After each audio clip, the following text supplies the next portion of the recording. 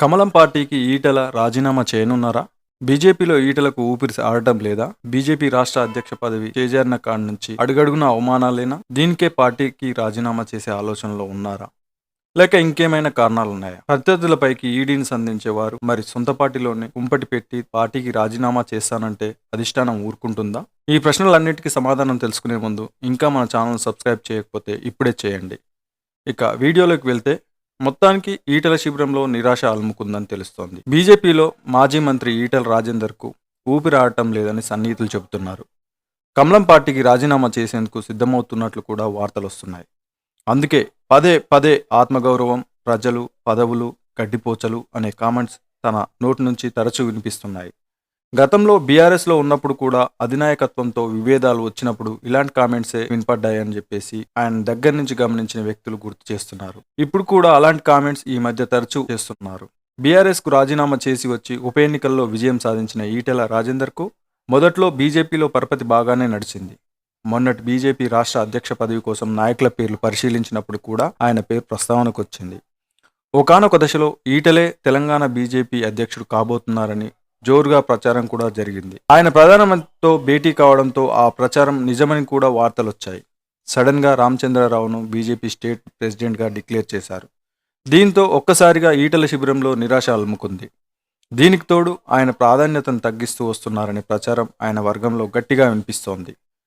దీనికి తోడు ఆయన కోవటుగా పనిచేస్తున్నారని నెపం రుద్ది నిందను వేసే ప్రయత్నం చేస్తున్నారని ఆయన సన్నిహితులు బాహాటంగానే అనుకుంటున్నారు. అందుకే నియోజకవర్గం నుంచి దూరం చేసే పనులను ప్రత్యర్థులు చేస్తున్నారని సన్నిహితులు వాపోతున్నారు. కొత్త అధ్యక్షుడు వచ్చిన తర్వాత పార్టీలో ఈటెల కష్టాలు పెనం నుంచి పొయ్యిలో పడినట్లుగా మరింత ఎక్కువయ్యాయనే మాట పదే పదే వినిపిస్తోంది. క్రమంగా పార్టీకి దూరంగా జరుగుతున్నారనే వాదనకు బలం చేకూరే ఘటనలు తరచూ జరుగుతున్నాయి. అందులో భాగంగా సెప్టెంబర్ 17న కేంద్ర మంత్రి రాజ్నాథ్ సింగ్ గారు హైదరాబాద్లో పర్యటించారు. ఈ పర్యటనలో ఈటెలకు అవమానం జరిగిందనే ప్రచారం జోరుగా సాగుతోంది.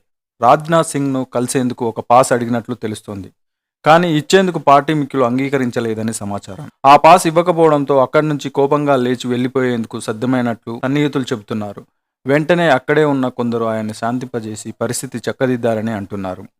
ఈ మధ్య ఫామ్ హౌస్లో తన నియోజకవర్గంలో కలిసిన కార్యకర్తలను ఉద్దేశించి చేసిన కామెంట్స్ మాదిరిగానే గురువారం కూడా ఆత్మగౌరవం, పదవులకు రాజీనామా అనే అంశంపై మాట్లాడినట్లు తెలుస్తోంది. కోరిన పదవులు దక్కకపోయినా బాధపడబోమని, కానీ ఆత్మగౌరవం లేకపోతే ఖచ్చితంగా కొట్లాడతామని హెచ్చరించారని సమాచారం. అందులో భాగంగానే ఆ మధ్య ప్రముఖ నేత కేంద్ర మంత్రి మీద పరుష పదజాలంతో నువ్వెంత నీ బతుకెంత అంటూ విరుచుకుపడ్డ సంగతి మనందరం విన్నాము, చూశాము. అంతేకాక ఉద్యమ సమయంలో పదవులను గడ్డిపోచల్లాగా వదిలేశామని గుర్తు చేశారు.